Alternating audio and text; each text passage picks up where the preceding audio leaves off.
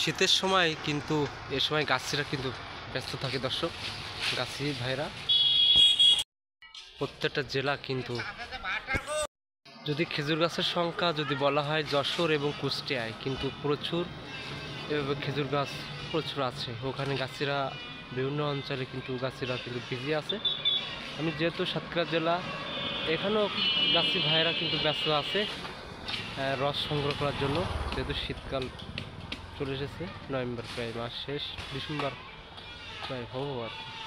গাছি ভাইরা এই সময় কিন্তু ব্যস্ত থাকবে রস কাটার জন্য। গাছে গাছে কিন্তু ভাড়ও থাকবে।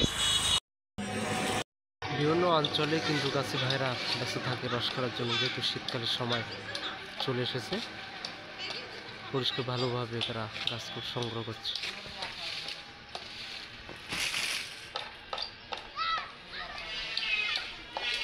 এই ছিল শেষ আপডেট এখান থেকে। গাছ কাটা এখানে হয়ে গেছে, এবারে উপরে বড়টায় যাব। গাছ কাটছে